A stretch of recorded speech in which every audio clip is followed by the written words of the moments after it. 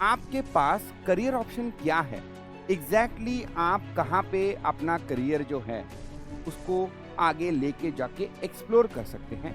उसी प्रकार से आर्काइविस्ट बनने के लिए या फिर म्यूजियम का क्यूरेटर बनने के लिए आपको एमए के बाद, एमए इन हिस्ट्री के बाद आर्काइविस्ट जो होते हैं ना, बहुत सारे प्राइवेट फर्म्स में भी आजकल आते हैं। और अगर आपको आर्काइविस्ट बनना है या फिर म्यूजियम क्यूरेटर बनना है तो इस तरह के कोर्सेज जरूर कीजिएगा।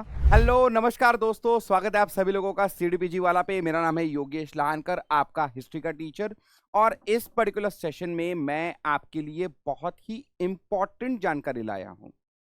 आप सारे अभी बैचलर कर रहे होंगे, अभी आप सोच रहे होंगे कि सीईटी पीजी का एग्जाम देना है, बढ़िया यूनिवर्सिटी से पीजी करना है। पीजी आपने बढ़िया यूनिवर्सिटी से कर लिया, JNU, DU, BHU, Hyderabad central university वगैरह वगैरह वगैरह। लेकिन ये सब करने के बाद आपके पास करियर ऑप्शन क्या है?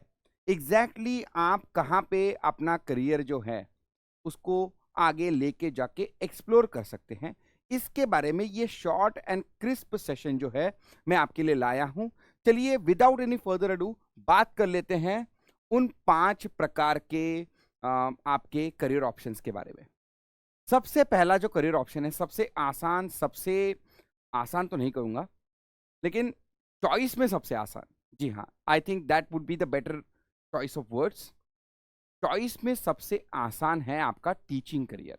और जब आप हिस्ट्री में आपकी पीजी कंप्लीट कर लेते हो, उसके बाद टीचिंग करियर में, जैसे हम लोग अंग्रेजी में कहते हैं ना, फ्लड गेट्स ओपन हो जाते हैं। मतलब देखिए, PRT, PGT, grade 11 and grade 12 के जो लेक्चरर होते हैं, college professors and university professors,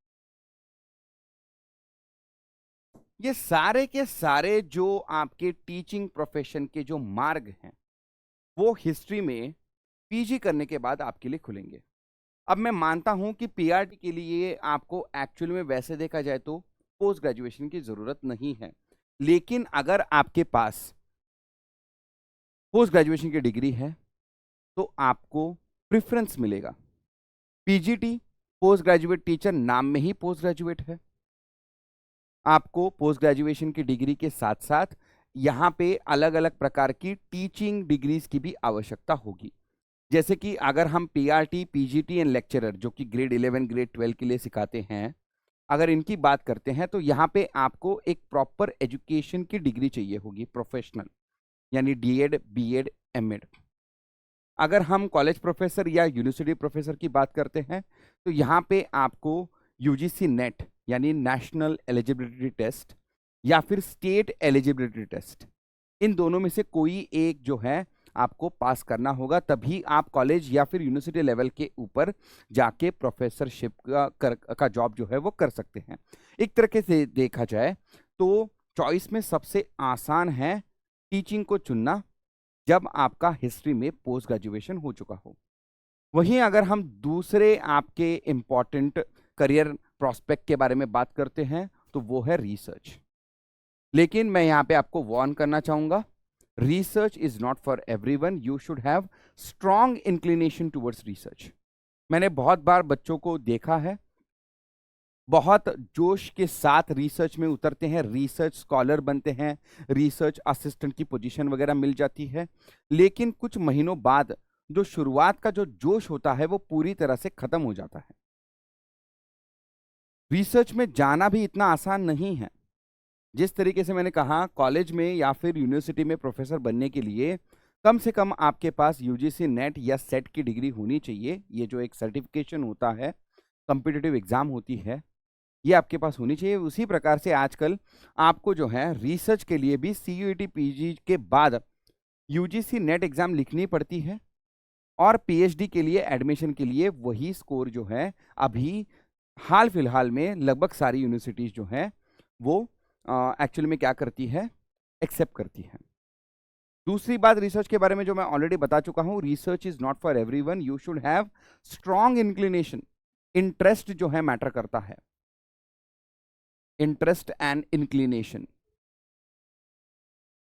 लेकिन अगर आपके पास इंटरेस्ट है, इंक्लिनेशन है रिसर्च का, तो इसमें बहुत बढ़िया करियर बन सकता है। यहाँ से आप भारत के बाहर जाके उम्दा यूनिवर्सिटीज में रिसर्च करके बहुत अच्छा पैसा कमा सकते हैं। टीचिंग में तो खैर अच्छा पैसा है ही, लेकिन उससे भी बढ़िया पैसा रिसर्च में है।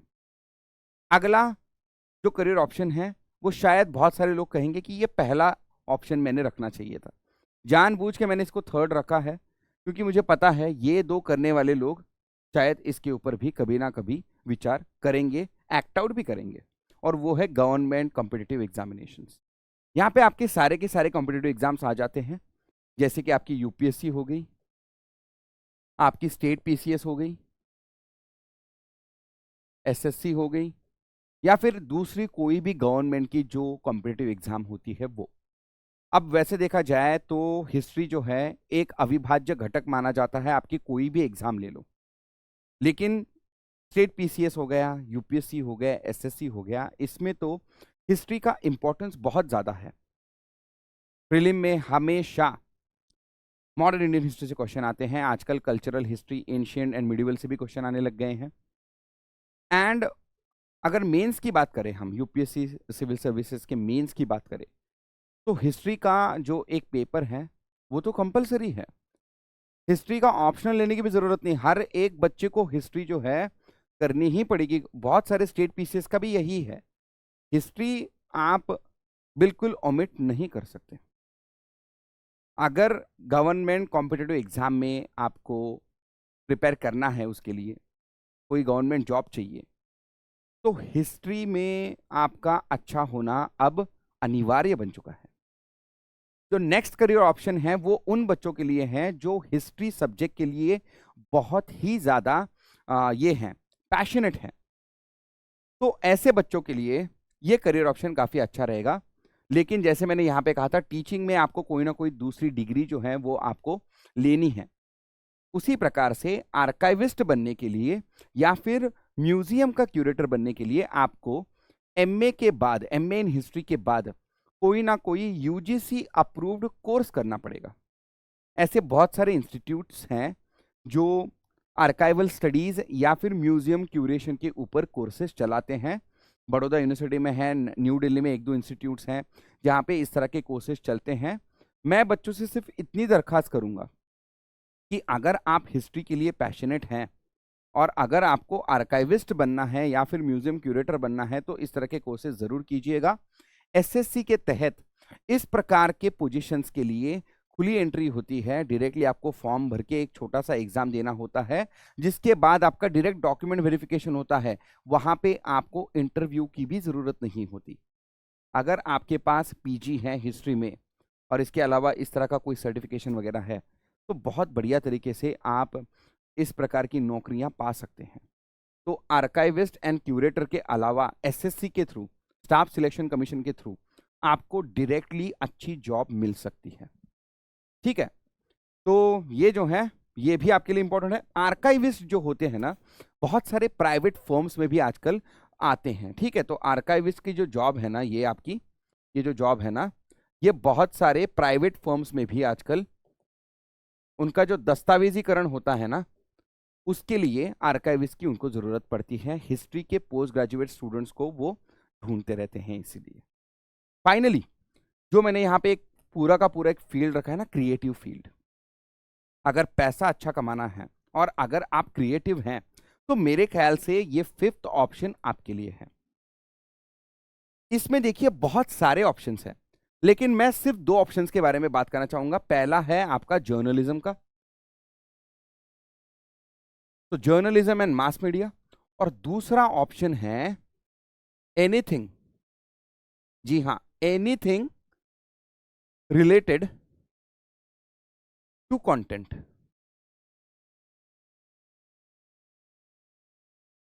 तो content creation, content curation, content delivery, जो कुछ भी हो, अगर आप इसमें अच्छे हैं, कहीं पे भी अगर हिस्टोरिकल डेटा के साथ डील करने की बारी आती है, तो वहां पे हिस्ट्री के पोस्ट ग्रेजुएट को काफी अच्छे तरीके से अपनी क्रिएटिविटी दिखाने का एक मौका मिल जाएगा। बहुत सारे हिस्ट्री ग्रेजुएट आगे चल के फिर मास मीडिया जर्नलिज्म का भी कोर्स करते हैं। बहुत सारे ऐसे हिस्ट्री के पोस्ट ग्रेजुएट पत्रकार हैं जो भारत में आज अच्छा खासा नाम जो है ऑलरेडी कमा चुके हैं। तो अगर आप क्रिएटिव हैं तो ये पांचवा ऑप्शन आपके लिए। तो ये जो 5 करियर टॉप 5 जो होते हैं career option after CUET PG in history, आपको कैसे लगे ज़रूर कमेंट बॉक्स पे मुझे बताइएगा। बहुत बहुत धन्यवाद।